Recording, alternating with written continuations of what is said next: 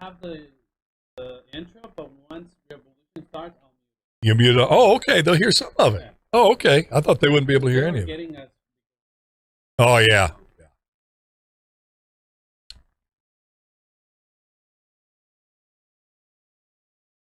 Live on Facebook, folks. How y'all doing?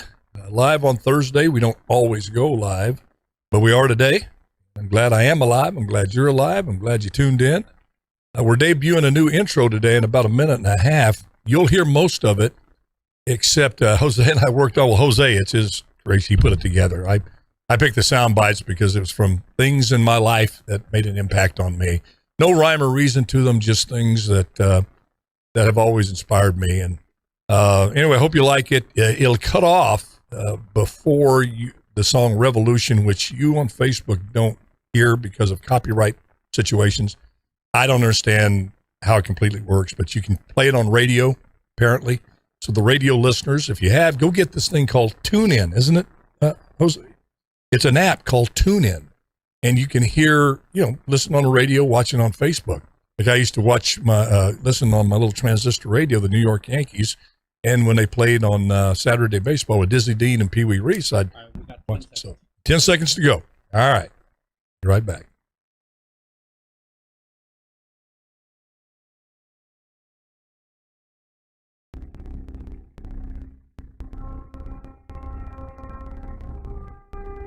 From NFL quarterback to Hollywood to the mayor's office. And now, behind the mic at KXEX, this is the Alan Autry Show. No retreat. And so, my fellow Americans, ask not what your country can do for you. Ask what you can do for your country. Mr. Gorbachev, tear down this wall. What the hell's going on out here?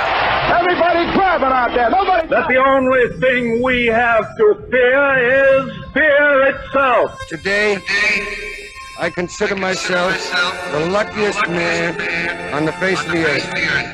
I'm not fearing any man. Mine eyes have seen the glory of the coming of the Lord. Down goes Frazier. Down goes Frazier. Down goes Frazier. Free at last. Free at last. Thanks almighty.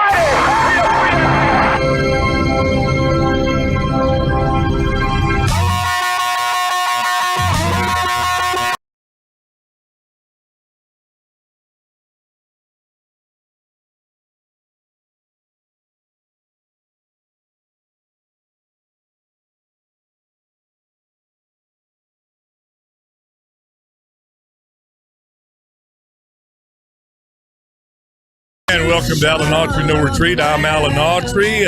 By my lonesome today, we got Nick Hen working on our new TV series, which will be debuting the Sunday before Thanksgiving, called Almost Home here locally, and the plan is to syndicate it nationally. More about that in the weeks to come. And I hope you enjoyed our new little intro. Thank Jose Monroy. He is an absolute genius here. I tell you, he's just a jack of all trades and master of every one of them, just like my good friend Larry Powell does so many things and such a big heart. But as great as a producer he is, he's even a better husband and a daddy. And that's why I respect him so very much. But welcome to the show. Boy, a lot of stuff going on. You see where Larry Elder got attacked in L.A.? He's just walking through L.A. and, man, they came after him, throwing eggs at him. One lady punched one of his bodyguards there, and it's amazing how truth and passion and belief and faith that cannot be intimidated really, really works people up. They can't get him to back off on his beliefs.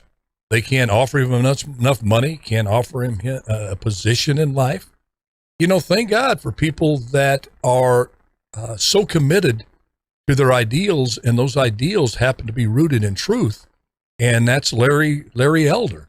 And I tell you, it's got the attention of a lot of folks, national folks. I hadn't planned on talking about that much at the top of the show, but let's stay with this because it's an extremely important topic, and that's this recall election coming up, I believe, on Tuesday, September 14th. And the ramifications of this thing are just seismic. It's you can't really measure the importance of this. I'm just being purely analytical when I step back and just look at it because I do have the ability to do that. I didn't always. I couldn't step back and just take my emotion, take my preferences, take my predetermined ideas or beliefs away and just analytically look at something. But over the course of time, I've been able to do that as a quarterback in National Football League. I had to do that with people I liked, had really good friendships with. Well, I was a quarterback, and they can't really run a post route as good as the guy that I may have not cared as much for, who may be a jerk, if you will, but we had the business of winning football games, and I had to be analytical of who I wanted in there in that situation, and it's the guy who can run the best post route. That's just the way it is. There's a lot of people depending on you to win the game, jobs on the line, and you just have to step back. So with that said, I look at this race. I do still feel it's an uphill battle to win this thing for Larry Elder. Meaning, to win it, Gavin Newsom has to lose it. That's the way it's set up on the ballot. There's two questions on the ballot. Number one is, do you want to recall Gavin Newsom? If it's 50%, I think plus one, he's recalled. Then they go to question two, who do you want to replace him? There's about 40 people on there.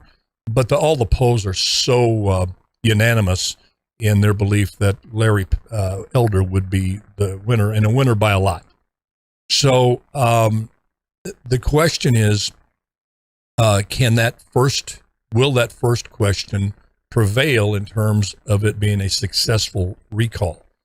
And you're seeing the Democratic machine just throw the kitchen sink at this race. We had Joe Biden in the state, Kamala Harris in the state campaigning with everything going on. Afghanistan, COVID variants, inflation out of control, the crisis at the border, an infrastructure bill now that is not a sure thing after the Afghanistan debacle. Yet so much going on that would say Kamala Harris and Joe Biden, and I say it in that order because Kamala Harris is basically more of the president than the president. And I don't mean that being facetious or mean, it's just fact.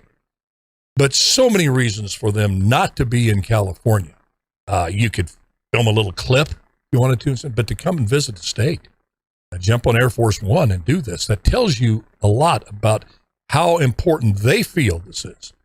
You're seeing now tons of money being spent on ads trying to tell us that Gavin Newsom himself cured COVID, that thing at the French Laundry, hey, forget that. He doesn't, that didn't even happen.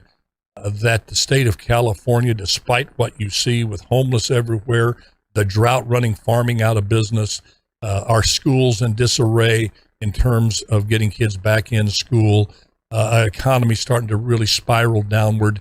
Despite all that, these ads are telling you that the state of California is doing better than every state, including Florida and Texas, saying things that are demonstrably false.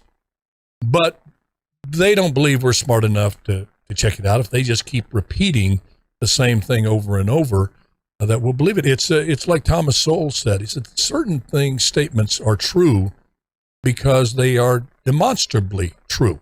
You have evidence for it. But other statements are accepted as true simply because they've been repeated so often. And that's the strategy that's being taken here with people of California. Spend a whole ton of money. Let's bring them on these ads, these false ads. Let's bring in the big guns.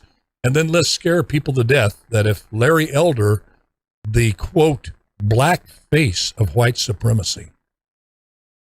Now, most of you have probably heard this already, that he's been called that by reputable mouthpieces on the left, not some anonymous guy pushing a button on Twitter that we don't know, that have handles that we don't know. These are people that are out there, known and respected leaders on the left, either saying that or nodding in approval. And I'm going to say it again. These are the people that are supposedly against racism, that racism should be stamped out, that we need to program our kids with critical race theory, and it just zero tolerance for it. Saying that this good man, Larry Elder, who has many friends on the left, as he has on the right, listen to the man's broadcasts. You can go archive him. He's here on this radio station, KXEX. He can't be on now because he's running, he's on the ballot, but a lot of stuff in the archives there. But listen to that. The black face of white supremacy. I mean, can you go much lower in the gutter for that? Yet, there's no accountability. There's no consequence. These people are not canceled on Twitter. They're still allowed to be on Facebook. I believe it's still on those comments on Facebook. The Taliban still allowed on Facebook. So why this fervor? Why the strategy to use everything at your disposal? Lie as much as needed, spend as much money as needed, send whoever needs to be here to help Gavin Newsom get 50+1 that's needed, included the president and vice president of the United States. And then there's a lady in the ads, and for some reason, folks, I just cannot. And for a guy my age, I got a pretty decent memory. I mean, not like I used to, but I mean, there's this, and she ran for president. I can just never recall her name because what she says, I just immediately goes out of my mind. I don't even consider it because it's so crazy. But anyway, she's a big wig on the left. She came out here, a senator. It's in my notes someplace, but it's not worth going through my notes to find. Anyway, so you ask yourself why. Well, I'm going to give you my reason why, not just to win an election, not just because elections happen all the time. Why is this one so very, very huge? Why is it a must win for the left? For this reason. The presidential election still is the big kahuna, obviously. We have co-equal branches of the government, the executive branch, the legislative branch, Congress, and judicial branch, all meant by the founding fathers to have equal power to check and balance each other. Great system. As somebody once said, the American system of government is the worst system ever devised by man, except for all the rest. And I kind of buy into that statement. But still, the President of the United States, as we see, has enormous power to veto legislation that the individual doesn't like, has the power of the pen to do executive orders, he's the chief, commander-in-chief, he or she's the commander-in-chief of our military, can get in wars and out wars, what they call them conflicts. To declare war, you have to get congressional approval, but you get around that. They never declared war in Vietnam. It was the Vietnam conflict. The last of families of the 50,000 that were killed there.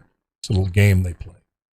But the presidential position is still an enormously powerful position. And until the rise of China and Xi Jinping, you could say it was the most powerful office in the entire world.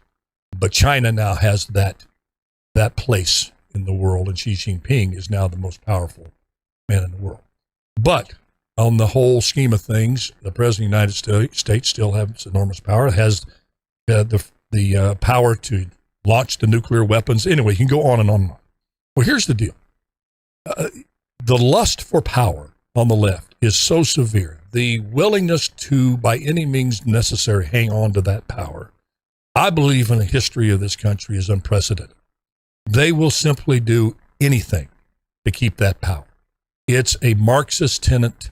The ends justify the means. And for the last 20 some odd years, we have seen Marxist creep come in, starting with President Obama, his policies, You had the little respite there with Trump, and now you have Biden and Harris, and it's like the Marxist agenda here in the United States on steroids.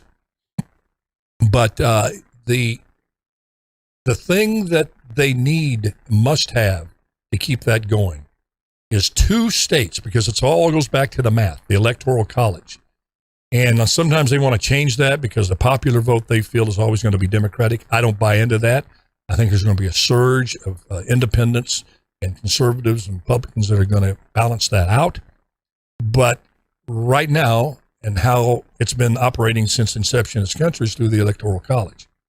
Well, New York and California have together, I believe, over 100 and some electoral votes. And you only need, I forget how much you need, 600, some 400 something. I'll look it up. But my point being is you start out, if you win those 2 states, you start out with a head start that requires that the Republicans, the candidate for the Republican Party, has to sweep pretty much a certain amount. First of all, they have to keep their red states intact, but then they have to win these, what they call swing states, pretty much every one of them, in order to overcome that head start. So in California, I think we have like 55 electoral votes. I may be off 1 or 2 there, but around that. Big number of electoral votes. Their philosophy is, their belief is, that if they ever lost California, if it ever went back to the days of George Deukmejian, Pete Wilson, Ronald Reagan, and those electoral votes went to the other side, they would never win the White House for many, many, many moons. I'm not saying that that's correct, but that I guarantee you, as mayor for 8 years, I got into the underbelly, not only of Fresno politics, spent a lot of time in Washington, D.C., a lot of time in Sacramento. Trust me, that is the fear, that what they fear the most. So anybody who arises here in the state of California that may be independent, not even conservatives, absolutely, they're going to go after. If they see that individual as gubernatorial material, that the minorities are listening to this individual and they are not in step with the party line of being bought and paid for by the unions, a big burdensome taxation with all this critical race theory, if that individual is not in line with that, they unleash all the cannons.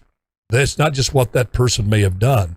If they haven't done enough to hurt them and make them drop out of the race or destroy their reputation with the people, they'll just make up stuff, make up crap. Trust me, that's how it is in California. And if that individual happens to be even an independent, they will still go after that individual. You're seeing it with Larry Elder, a black man who raised in South Central, worked his way through very difficult challenges, made it, got himself educated, and he has a story to tell of success that's not about victimhood and not about a grievance culture. And they know, the Democrats, if that message ever got out, delivered by a minority man, the minority, see, the far left think they own the minorities. It's the biggest plantation mentality out there. And if a black person gets off that ideological plantation, they're going to treat him just like they would the white devil. White Christian men is the white devil in that far left ideology. And I know this sounds like tough language, but it's true. It's true as me sitting here. You're listening. You know. Let's talk the truth. You know, that's the problem. Stop being shy about this stuff. Larry Elder is the far left Marxist movement's worst nightmare. And they're going to do everything they can to stop him because they have to keep the state of California not just blue, so dominant. They got to make it a one-party state. And it's not just from those who live in California, the Democrats, the far left. And I'm going to draw the distinction between Democrats and even liberals. It's just far left ideology that's driving this. They, not just them, they have their cohorts, their team members in Sacramento and particularly in Washington, D.C. So that's what you're seeing now. You're seeing a all hands on deck. We can't lose California because if we do, we're in trouble of losing the presidency. So whatever it takes, we have to make sure Gavin Newsom wins and make sure there's nothing left of Larry Elder after this election to run again in 2022. And that's why you're seeing people like this. But you know what? We're going to have to take a little break. Let's take a break. When we come back, are you a little bit, so just want to let you know what's going on there. There's a bigger picture behind that, and hopefully it clears a few things up in terms of why in the world do you have these people flying out here and they're going after Larry Elder like they are. We're going to take a quick break. When we come back, we're going to talk about Joe Biden's seemingly acquiescence and admiration for terrorists. It seems kind of surprising, but is it really? You do a little homework, and you know what? It may not be too surprising. This is Alan Autry. This is Alan Autry Show. No retreat. We'll be right back.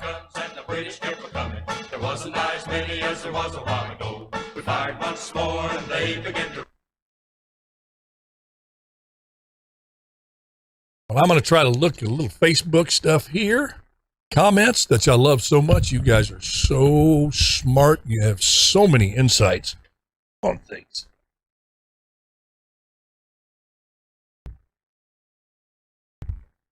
There we go. Yeah, I got it there. Thank you, Jose. Jose to the rescue. He got right up any closer to my face and be right up on that thing. Heather Hicks says, I have friends in Oregon being called extremists and terrorists because they're conservative views. That's their tactic. Melanie Raymond, nice music. Thank you, Melanie. Arlene Moore, I think. Arlene, I haven't seen you on before. Arlene says, I'm so glad. I pressed this thing and it zips right past it. Let me try to, I want to read Arlene's. Oh, man.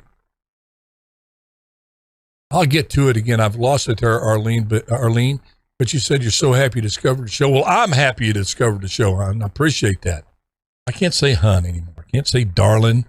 Can't say sweetheart. Can't say anything I learned in the South and I was taught growing up, which was a term of endearment, or they call you a white misogynist. You know, for the longest time, I heard the word misogynist. I heard it, and I didn't pay attention to it, and I got completely wrong thought about that. I thought it massage therapy, misogynist. I didn't know it was that somebody hates women, you know, and I think I even said, well, I'm going to get some of that misogynist later on today. Oh, man, you got to watch every single thing. But couldn't you make that mistake if you just didn't know? Come up with the word misogyny, misogyny, and massage are not linked. So dudes out there that are maybe as dumb as I am, do not use that word until you know. Dolores Watson, CRT is crazy. My friend's 8-year-old grandson was playing with an empty wrapping paper tube like kids do, humming and such, and he was told he was being racist. Man, I don't get that. There's a lot I don't get about that. Susan Moncada, hi from St. Cloud, Florida. How you doing, Susan? Always great to hear from you. Melanie, one of our loyal listeners. Love you, Melanie. Homeschool has come a long way with all the improvements and technologies over the years. 1 minute. And a lot more people starting to do that, especially when we find out what these kids are being taught in school. On Friday, we're going to try to get a clip of what this teacher, I believe out here in California, was teaching Antifa principals to our kids. I mean, that's for real. And I think he might have got fired. Debbie Stickler, maybe we should go do a roll call at the beginning of the show, each show, so Alan can see we love and support him from all over the country. Debbie, I love you. 30 seconds. Okay, we just got 30. Okay, Heather Hicks, no CRT for my kiddo. Like it. Okay, I got to go back to the show here. We got about 20 seconds coming back on radio. Thank you so much for the comments. I'll read as many as I can. I love hearing from you.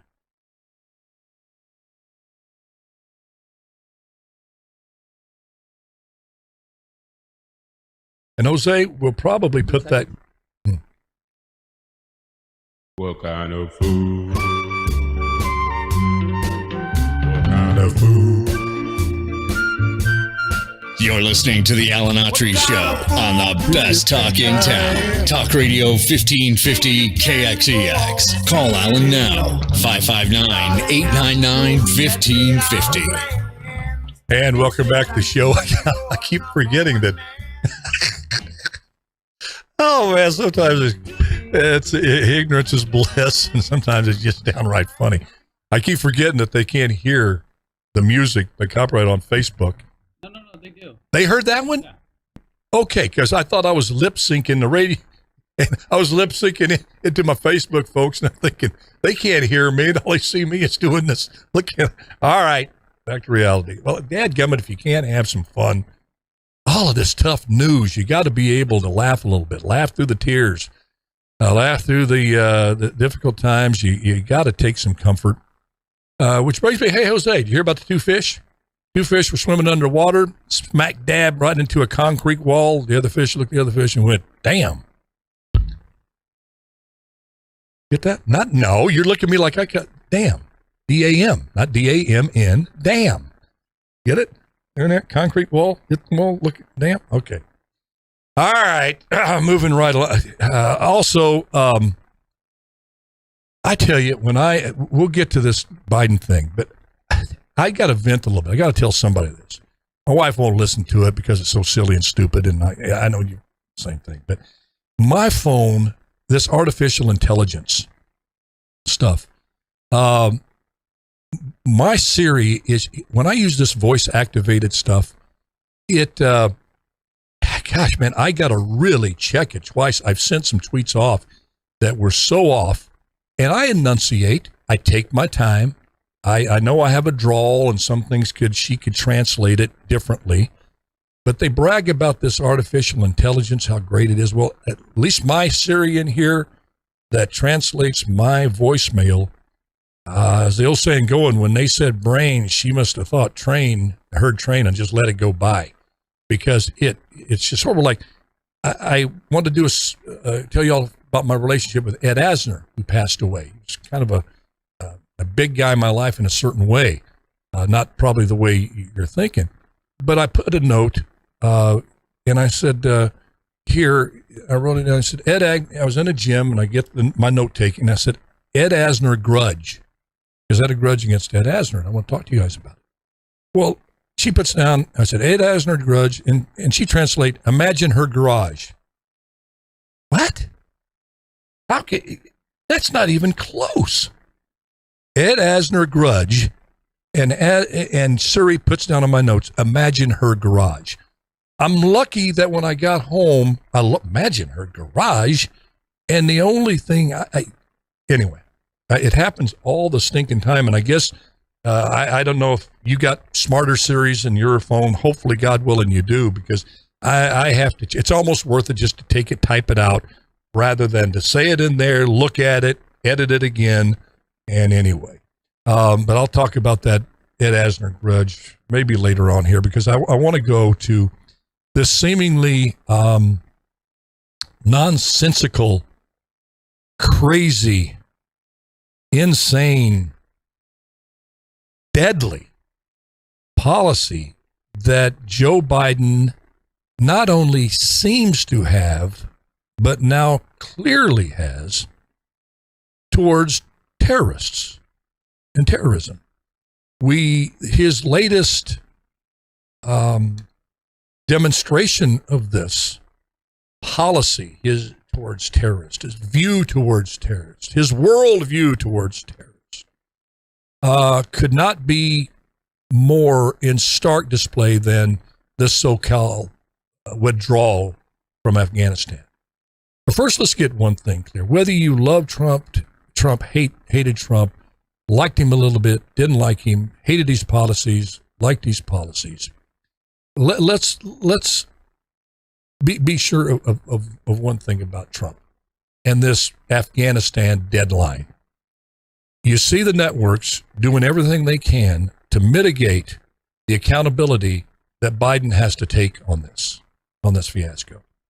They don't have much to work with, and the one thing they think they might be able to make a little hay with is this May 31st date, the deadline that Trump set with the Taliban leader Abdul there. And Biden's withdrawal date, August 31st. And Biden continuing to say over and over, I believe obviously out of desperation, because he screwed the thing up so bad, and I believe on purpose. I'm going to explain that later, or in keeping with his policies. That May 31st date was conditional. Let's put it this way. The May 31st Trump withdrawal date was a conditional withdrawal. Okay? The August 31st date by Biden was an unconditional surrender. Okay? One was a conditional withdrawal, meaning the United States of America under Trump were going to set the conditions of the withdrawal.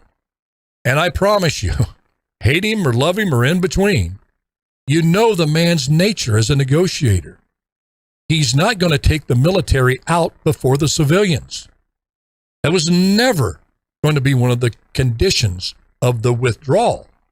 He was not going to put the Taliban in charge of the checkpoints at Kabul airport. You know why? Because it wouldn't be at Kabul airport. It would be at Bahram airport. And he would have the military and personnel that were trusted, not your enemy, deciding who gets in and who that's not let in. Okay. Trump, absolutely. He's too much of a businessman, almost to a fault, that he would not leave $75 billion worth of the best military equipment on the planet for terrorists to use against innocent people and to use against girls and women, whom Biden says he's going to hold the Taliban accountable now that we're not in there and can't do anything. Figure that one out. Then you have the August 31st date, which was obvious to everyone, the unconditional surrender, of which now, instead of the United States setting the terms of a withdrawal, the United States on August 31st and through Biden's entire plan were recipients of the demands of the Taliban. To the victor goes the right to make the conditions. In one, the United States is victor, because we were kicking the Taliban's butt. We didn't have to leave. We were there 20 years. They had 75,000 people. We could have bombed them into oblivion. Why they didn't, I don't know. Okay? But you give that authority under Biden's plan to your enemy. So you're left with the question, why in the world would he do that? Well, you have to go back a ways. Then it all, at least to me, and I think to many of you who are already catching on to my drift here where I'm going with this, will understand and figure out and go, okay, I get it. It's not a bunch of political blunders. It's not that they didn't know they shouldn't pull out the military before they get all the civilians out. It's not that they didn't know they shouldn't leave $75 billion worth of equipment. It's not that they didn't know that the Taliban were going to let a suicide bomber come in from ISIS because they have a deal with ISIS. ISIS was going to blow up somebody during this thing, during this surrender. Just know that. That was part of the deal with the Taliban. That the ISIS said, we got to have, we got to be seen here. That was negotiated with the Taliban and ISIS way back. Soon as this surrender was put in place and started to move forward, the ISIS said, we're going to blow somebody up. And Taliban said, okay. How in the world will they wave through the checkpoint without? They're checking everybody. Some dude comes in strapped up with explosives. You know, he was waved right through there. Okay? It's just, and they said, well, you don't know, Alan. Well, you know what? In court, they still convict people on circumstantial evidence if the circumstantial evidence is overwhelming. And in this case, the circumstantial evidence is tremendously overwhelming, but that's what happened. But if you go back with Biden to the Obama administration, and I'm going to finish it. Lori, you hang on because I wanted to get you. You're calling in right now, and I wanted to get you yesterday. Please forgive me. We ran out of time. I'm going to finish this point. I'm going to run through it because I want to hear what you have to say today. You go back to the Obama administration. He started out with the philosophy that Americans were actually the terrorists, that we've been terrorizing the world for hundreds of years. If America wasn't around the world, don't matter about World War II, that we defeated fascism. Don't worry about World War II, where we defeated Imperial Japan. Don't even count World War I. Don't even count the other conflicts around the world that we saved innocent lives. We were the terrorists. Pretty much said that. Smart guy in how he communicates. He can say it and make it sound beautiful. Obama was gifted at that. He could call America a terrorist state and systemically racist state and just say it so eloquently. And people are going, wow, yeah. And he says some of the most vicious, off the wall, false things, anti-American things in all 8 years. But he went on this tour basically ignoring Israel, our only ally, true ally in the Middle East, snubbed them, okay, called them baby killers, basically, because they fought back during the 7-Day War. And we go on about that. But in his policies, after he went around on his apology tour and basically bowing to terrorists, it started out, there's a lot of other stuff in between, but I just want to highlight a few things. Can we put that graphic of the terrorists from Gitmo that are out now? For the Facebook folks, you'll be able to see this, obviously, on radio you want. But it started with this trade of Bo Bergdahl, a deserter. Deserted his outfit over there in the Middle East, wandered off in the desert, got captured. Well, this administration, the administration time, Obama loved Bo Bergdahl, loved that action, apparently. He just loved the fact that this man deserted his fellow soldiers, put our information that we had in jeopardy with the enemy. Felt so much empathy and love, apparently, for Bo Bergdahl, that the Biden-Obama administration traded 4 of the top terrorists that we had in custody for Bo Bergdahl. Those four guys, that are now in top positions at the Taliban. One is the Minister of Defense. There they are right now. You can see them. You see their names. Mullah Nourawullah Nouri, acting Minister of, read it there, whatever, but he's a big shot. Abdul Haq Wasik, acting Minister of Intelligence. That's a big position. There we go. Got a bigger picture. Karaula Karakawa, acting Minister of Information and Culture. And Fred Jones from Topeka, Kansas. No, just having trouble with these names. Mohammed Faisal, Defense Minister. These 4 dudes you're looking at on Facebook right now.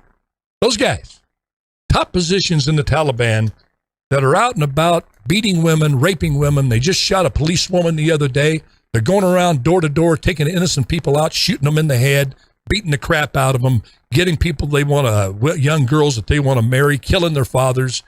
That's, Bo Bergdahl was worth that, wasn't it? And don't tell me they didn't know that was going to happen. That's what they were doing. That's why they were in Gitmo. This is who the Taliban is. And Obama and Biden felt you could negotiate with them. Instead of what you see and what they've done, they looked at them as kind of like, their philosophy, they're intellectuals, Obama and Biden are much smarter than we are. They just know more stuff. They're educated to a point that they got to take care of us and they have to make the decisions for us. Yeah, we elect them to do that, but we don't elect them to just feel how stupid we are. But they feel these terrorists are, misunderstood artists, that they were tormented in their childhood and maybe raised by a really bad father, maybe imported some white supremacists from South Carolina, some white Christian racist supremacists over to the Middle East and raised these Taliban terrorists and fill their hearts with hate. And that if they just had a chance to talk with them and reason with them, that they would not want to do the things they do, like blow up innocent people and rape innocent little girls, which is part of their culture. That is their culture. And then you follow us up. Hang on there, Laura. I'm almost through. I just want to get this out. Then they followed that up with giving Iran a nuclear bomb. Well, prior to that, they pull out of Iraq so fast, the generals told them, look, ISIS is going to be created here, and you're going to have the terrorists come in here and pretty much take over that whole area between Syria and Iraq in the Middle East. They didn't care. The terrorists were, hey, we'll negotiate with the terrorists. Let them have the area. Then they give basically give a nuclear bomb to Iran, $350 billion. They're not going to honor that deal. Come on. They just like an honor deal like the Taliban honored the deal to do what we say in terms of letting planes come home. The planes are still on the tarmac, not being allowed to leave.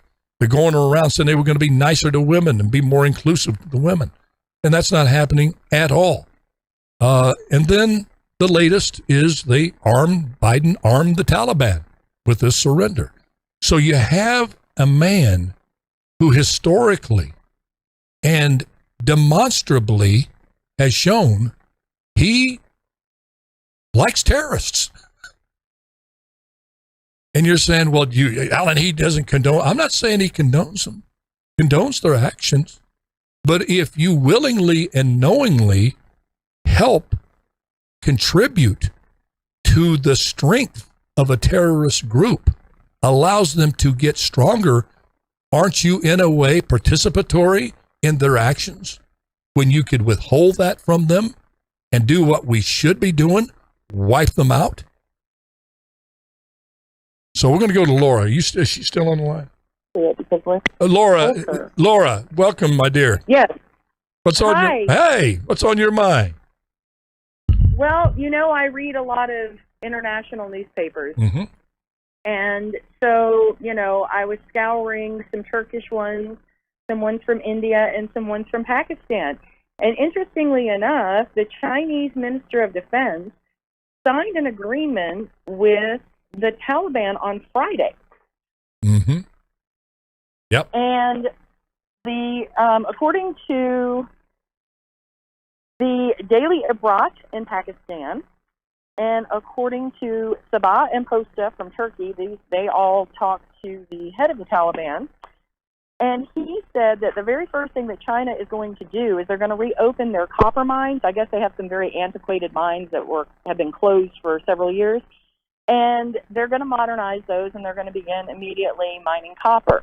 They also intend to start building a road out of China through Tajikistan all the way down through the right side of Afghanistan, along the Pakistan border, all the way to the port of Gwadar.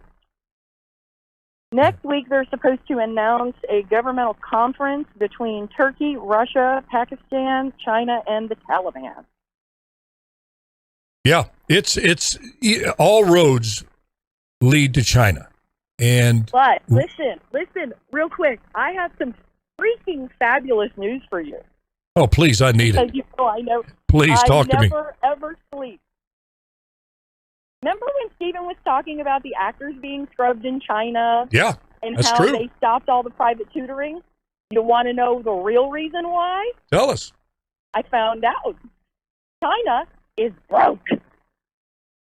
They're broke. They are so broke.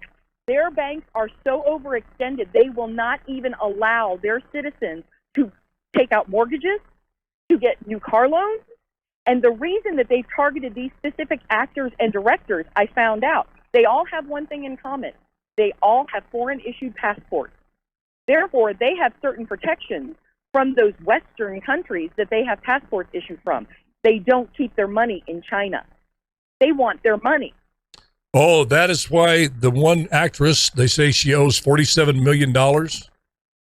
Because it's not in the country. Oh, okay. That's part of their capitalism that they don't like. Okay, so then the other part, the educational part, okay, the reason for that is because China has an enormous brain drain, meaning that when people get higher educations in China, they leave China.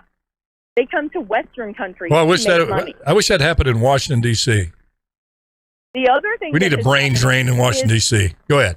Sorry. Well, we have lots of brain drains everywhere, but A nice one in Washington wouldn't hurt the country. I tell you that. Just get them out of there and get new people. Go ahead. So the reason that they're stopping the de-education is because in the next 5 years, approximately 1.4 billion people are going to age out of the workforce. Do you really honestly believe that anybody that gets a master's degree in China is going to go to work to make plastic flowers and little toys for Hasbro? No. Yeah. You know, Laura, you bring up a very good point in terms of, well, one thing about what you said about China going broke.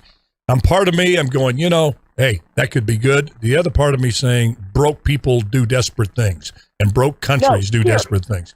But let me just say, okay, go ahead. You got about a minute. Go ahead. We got to go to break. Go ahead. Okay, here we go.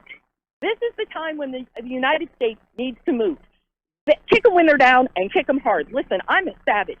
There are 33 countries right now that have soured on BRI deals.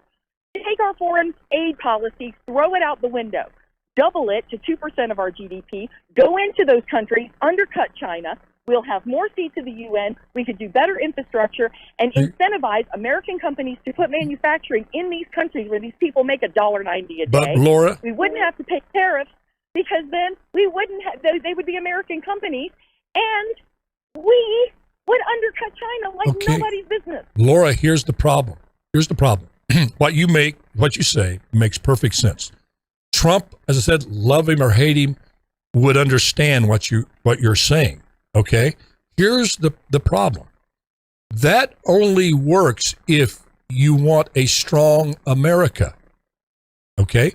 If your ultimate goal, which it is with the far left, who controls Biden right now and the whole Democratic Party right now, if your goal is to weaken America, every one of those steps you wouldn't take because that would strengthen America. You got to understand, there's this ideology, this Marxist ideology that's behind CRT, that's behind defund the police. So the point is, my deal is, this is going to be a long-term fix. We have to get patriotism and understanding of how the basic economy works back in there. You need to run for president, get Larry to be your vice president. Now listen, Laura, I thought you were my friend. Why would you wish something like that on me? I thought we were friends. Well, I would be in it with you just behind the scenes, but all right, I did the math. We got to go to a quick break. Do you know if we did it in 6 years, we could pay for an infrastructure bill? It makes all the sense in the world, Laura, and that's why this administration is just not going to do it. But you keep thinking about these issues because I understand exactly what you're saying, and you're absolutely right. We're going to be right back with Alan Autry, No Retreat. We love y'all.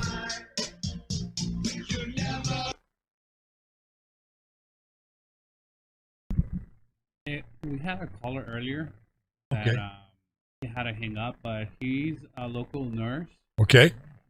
And he said that at his job, they were mandating him to get the vaccine, and if not, they were going to turn all the information of the nurses that wouldn't get the vaccine to the state of California. Oh, my gosh. I wish he'd call back.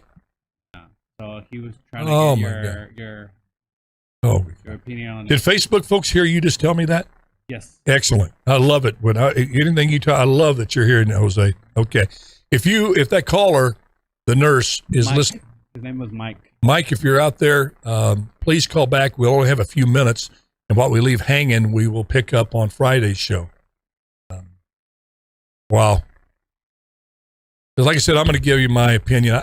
Gosh, we only just have a couple of minutes when we come back, but tomorrow's show, I'm going to give you where I stand on the COVID vaccine. Been asked a lot, and I owe it for whatever it's worth, which is, like they're saying, the free advice is worth what you pay for it. So.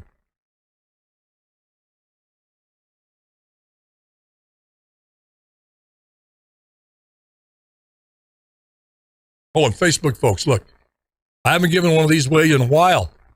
Well, where'd that dude go? I don't even recognize that dude. But if you call up, I'm going to tell Jose, the only question you have to answer, I'll sign one of these and get it off to you. I'll put something nice on there to you, I promise. But the question is, who was Ronald Reagan's vice president? If you can call the number on the screen there and tell me who that is, give your name to Jose and address, and I'll send something nice, write something nice to you and send it off to you.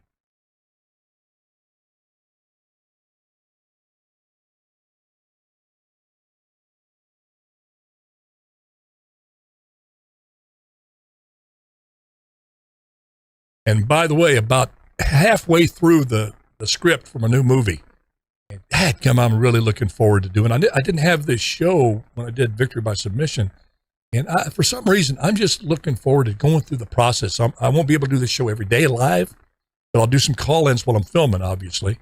But I want you to be a part of that. Be a part of that movie. That's you can just see how it works, see the things we kind of go through, have to overcome to make a movie, and we have someone else, but I'm not sure if you're gonna have enough time to film that. Yeah, tell him if he can call back. Tell James to call back tomorrow because we're just running out of time. All right. Tell him thank you for calling. If he can do it a little early tomorrow, he'll be free for all Friday. He can call in at any time. All right. All right. We got 30 seconds.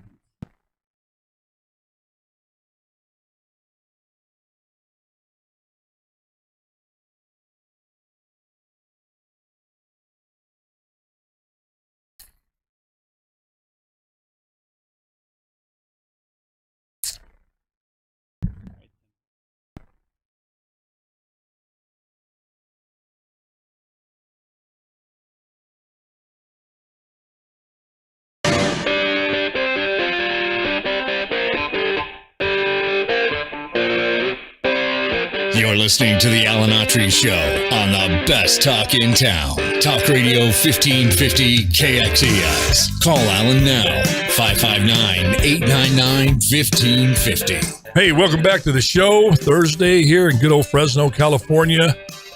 Well, yeah, 3 minutes. I've been wanting to ask you all this. It's a part rhetorical question and a part actual question. But I guess it'd be part of a segment I started a long time ago, and I haven't done the segment since, but it was titled Things That Hurt My Brain. Things that I just can't wrap my little brain around. And this one involves the infrastructure bill. We're talking about $3.5 trillion now, and it could go as high as 4.5, and in its totality, when you add the other one, 6.5 trillion. They're talking about AOC wants to take control of the Federal Reserve and start running the printing presses, so it could be trillions. We don't know. A lot of money for infrastructure going to be voted. But is it really infrastructure? It seems like everything out there that could be funded that wants money would get money, and that is not good for the economy. Inflation is already going crazy. But I wonder, the COVID disaster that has hit us, hit the world, and we're constantly talking about ICU beds, only a few ICU beds, hospitals overrun. And people having to put off surgeries and what have you.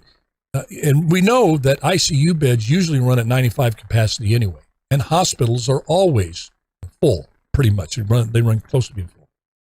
Why isn't there talk or money in the infrastructure bill to build more hospitals and more ICU units, more beds to prepare for what the next pandemic will bring? Because all the experts say we're not done. We got 9 different variants coming in from South America, the MU variant coming our way. What better use for the infrastructure bill, if you're really talking infrastructure, than to build more hospitals, build more ICU units, then do an initiative to encourage more people to become doctors and nurses? And we know the simple question why, because it would bring the cost down. And the medical industry and the drug industry, as much as the great things they do for society, and they do, the prices would have to come down. They don't want that. Have you seen a hospital bill for like one stay for one night in a hospital? I mean, it's enough to break a family of 4, a middle-class family, for the rest of their life. They're paying for that. So I just asked myself that question. Why would, it's obvious right there, build more hospitals, build more ICU units so that we don't have to deal with this again. But you don't hear one politician talk about it. I haven't even heard a talk show host talk about it. I don't hear this anywhere. And am I off base, folks? Think about it, noodle on it, And I'd like to hear from you tomorrow because I'm probably going to talk about it for sure tomorrow, Friday. I don't want to lead off with it, perhaps. But I need some help because my brain is getting worn down from thinking about this. All right. And I don't have much of a brain left after 8 years as mayor and 30-something years as an actor, man. That thing's on life support. I love you guys. Thank you so much for tuning in here locally, Fresno Close. I love you so much. Around the country, supporting me on this show, in my acting career, my political career. Love you guys too. God bless you. God bless your families. God bless America. And I'll see you tomorrow. Bye-bye now.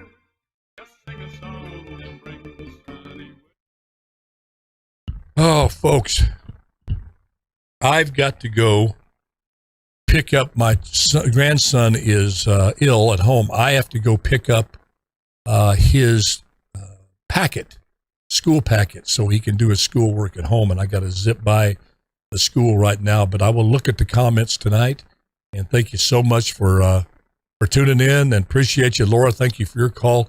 James, I think you called from Mississippi, and I'm sorry we didn't have time to get to you. I just didn't want to get you on to have to rush you through what you wanted to say. I try. We have a time constraint we're working with, but I just don't want to just cut you off too short. So anyway, guys.